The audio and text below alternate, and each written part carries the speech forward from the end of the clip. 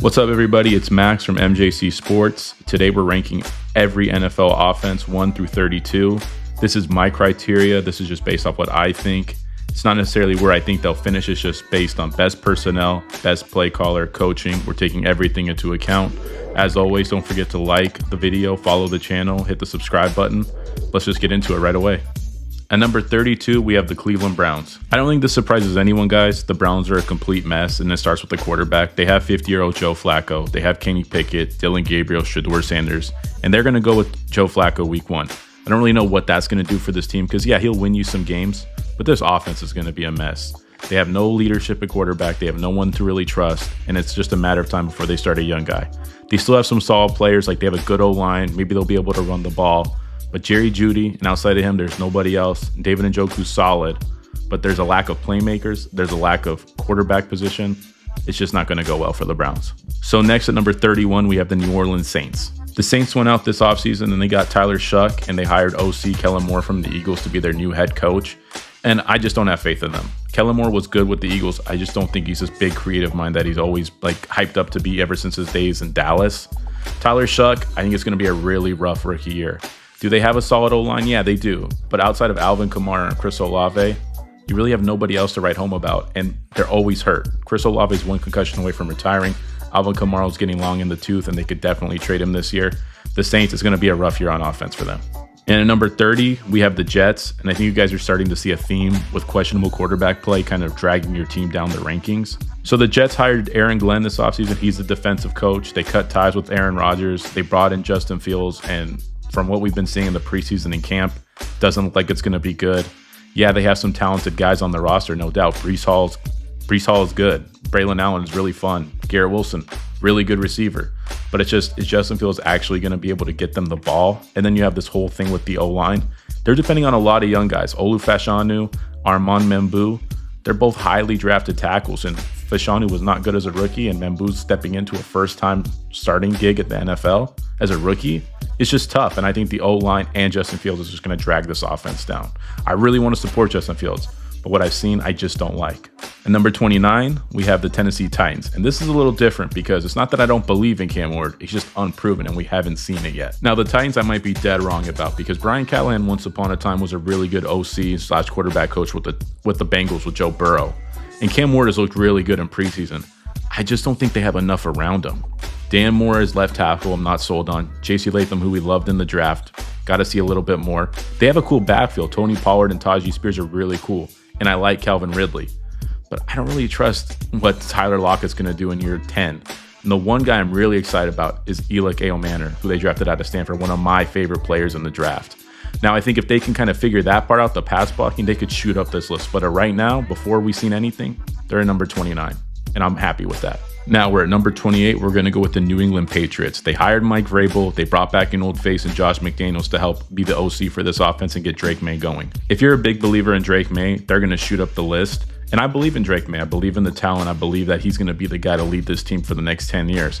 And I do like the addition of Josh McDaniels. He's a smart OC. I just have questions about the personnel they have. Ramondre Stevenson is one fumble away from being cut. Travion Henderson, really like the addition of him and the big play ability he brings.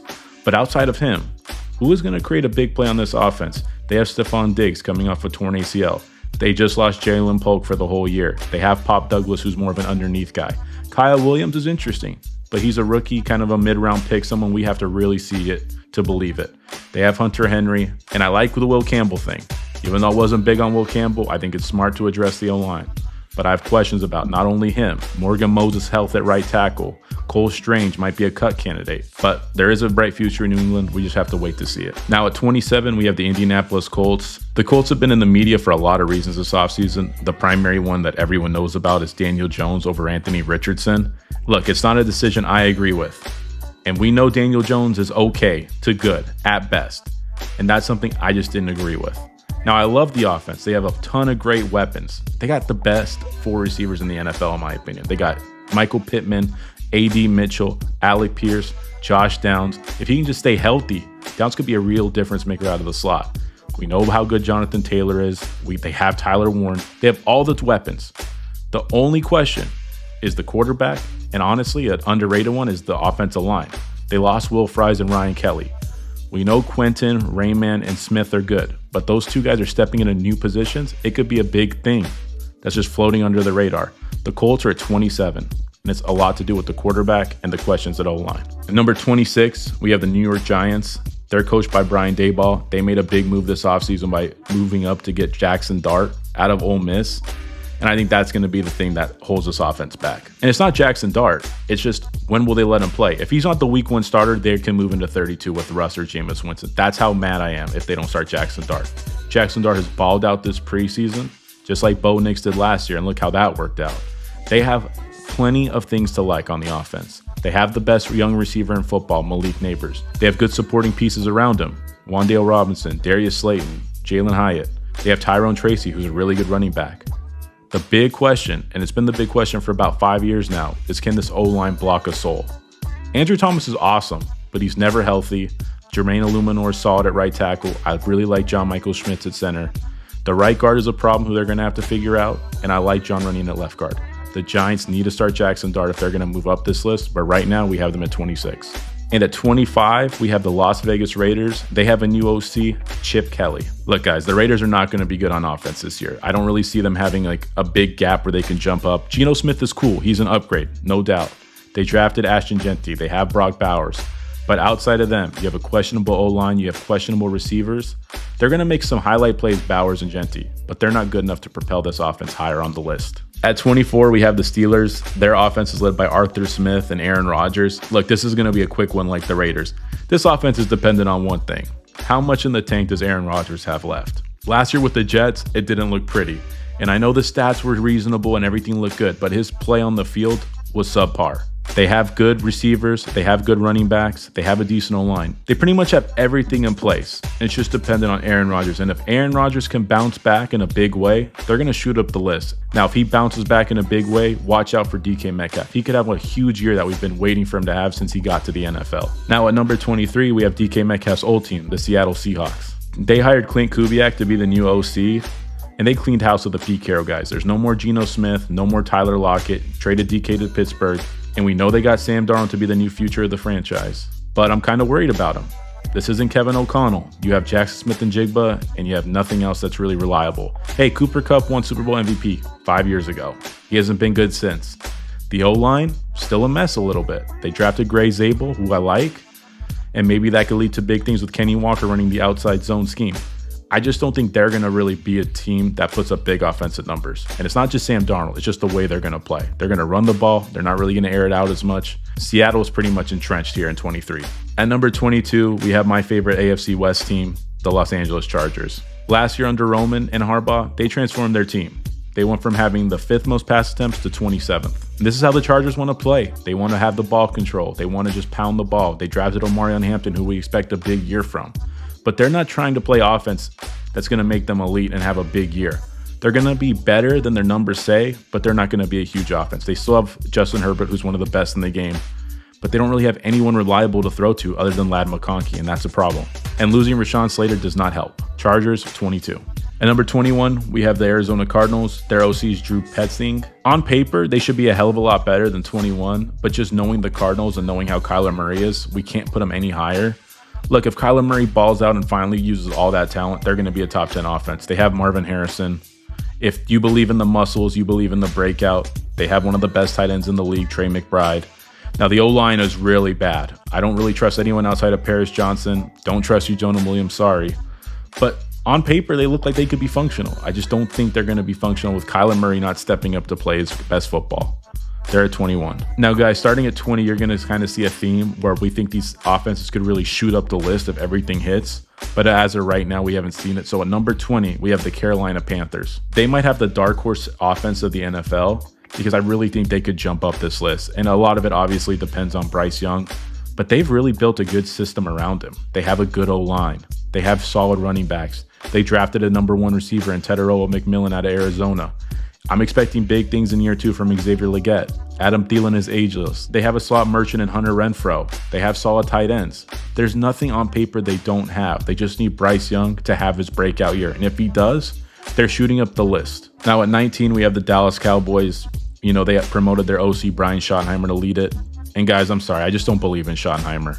Sure, 2 years ago, the offense was really good. I just think they've gotten worse every year since.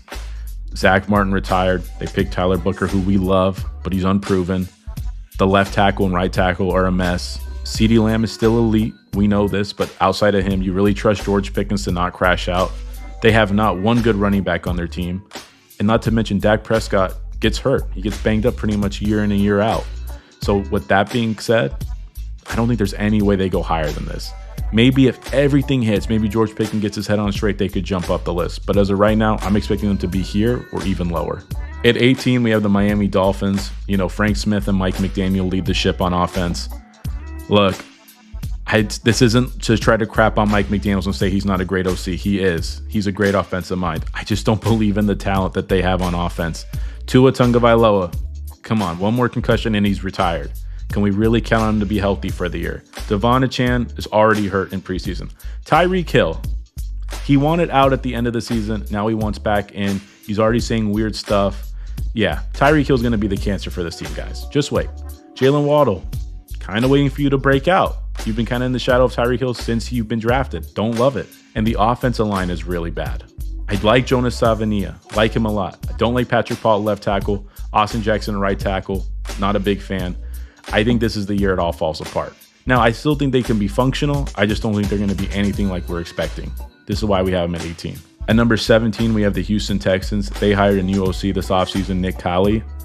It's going to be interesting, guys, because last year, Bobby Slowick was this big hot commodity and we expected big things, and now they regress, and now we're kind of waiting for them to bounce back. I still have a lot of faith in CJ Stroud. I just don't really love what's around him. Joe Mixon's already hurt. They got Nick Chubb. I really don't know how much he has left in the tank. I love Nico Collins. He is elite, but I don't think they have anyone else reliable outside of him. They got the two kids from Iowa State who need to prove it. Dalton Schultz is a good tight end, but the O-line, it worries me. Cam Robinson at left tackle, Ariante Ursary at right tackle, never played in the NFL, scared. I don't love the guards. I don't love the center. The O-line could derail this whole thing. Last year it was bad. I don't really think it got that much better. If the O-line can be reasonable and just solid, they could shoot up the list, because CJ Stroud, I really do believe in him. But they just have a lot of unproven things we have to see. So that's why they are where they are. At number 16, we have Kansas City Chiefs. We know the story. Patrick Mahomes, Andy Reid, Travis Kelce. How can they be 16? Well, guys, I don't know if you watched the Super Bowl. The O-line is a bit of a mess. They traded their best O-lineman to the Bears this offseason. Hey, Creed Humphrey and Trey Smith are awesome. Jawan Taylor sucks. Mike Caliendo, let's wait and see. I really like Josh Simmons, but he's coming off an injury, and to be thrown into the fire at left tackle as a rookie is not an easy job. It is not. No, the receivers. There's no one here that's an alpha. You have fun pieces. Xavier Worthy is a deep threat only. I still don't believe that he's a number one alpha.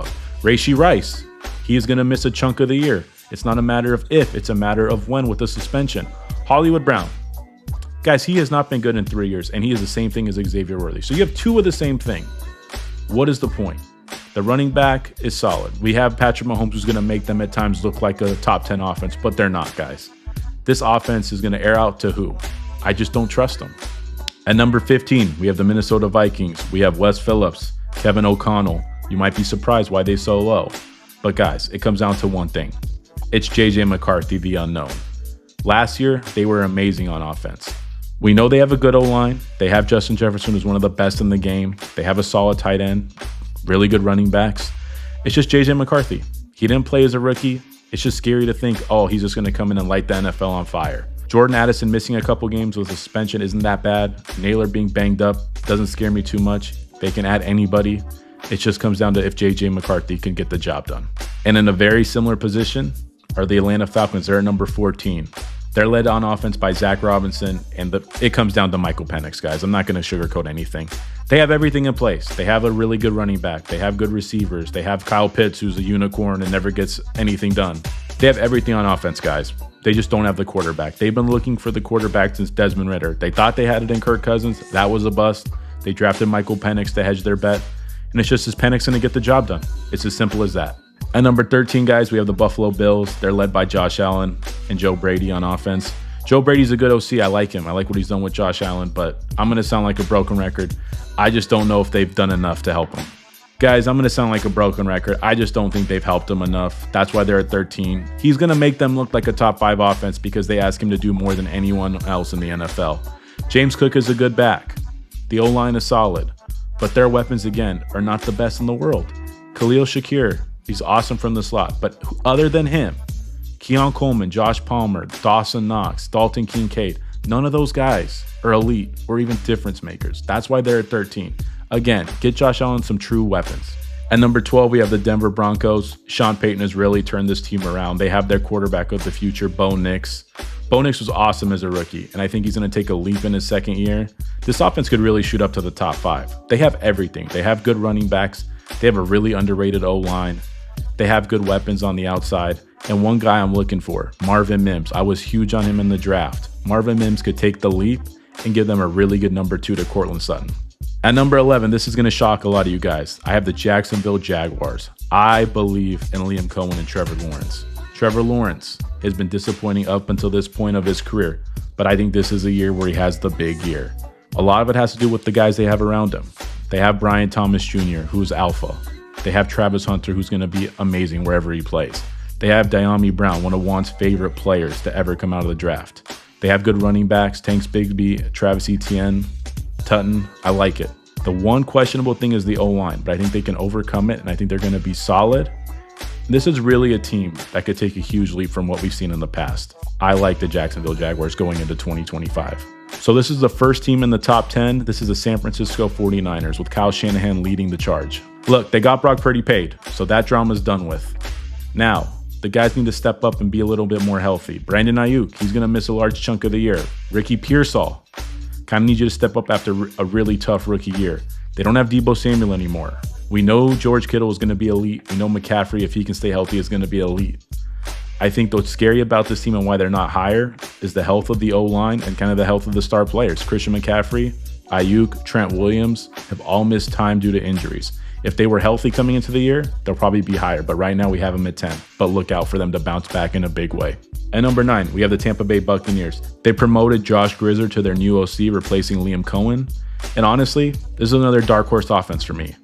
Baker Mayfield is severely underrated. Over the last couple of years, he's really established himself as a top quarterback in the NFL. And the offense around him is really well put together.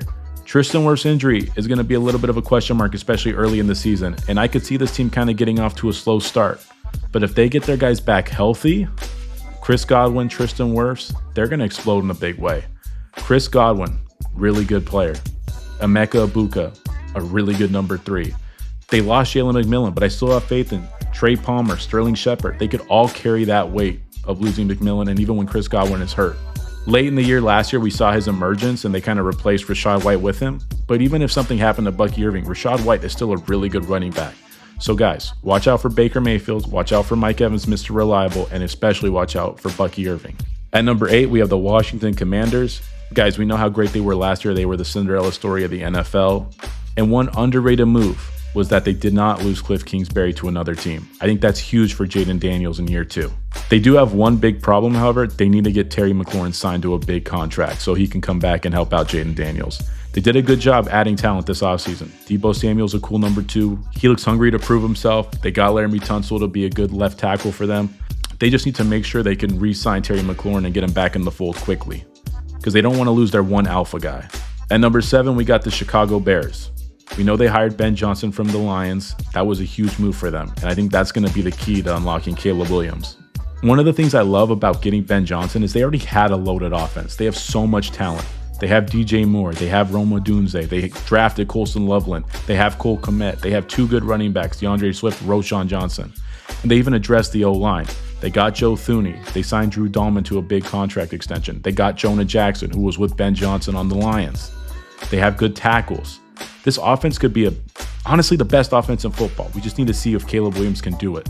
And so far in the preseason, he looked every bit the number 1 pick we thought he would be. At number 6, we have their division rival, the Green Bay Packers, led by Matt LaFleur on offense. The Packers had a really weird year last year. Jordan Love got hurt week 1. They started Malik Willis. They went undefeated. Josh Jacobs got the ground game going. But I look for big things this year. Jordan Love, if he can stay healthy and the Packers O-line, who I think got better this year, can keep him healthy, it's going to be a really big problem for the NFL.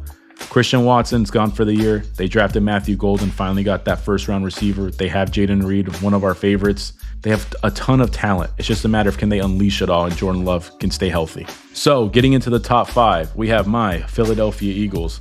Guys, the offense is not going to be as good as last year, but that doesn't mean they're still not going to be elite. Saquon Barkley might not go for 2K.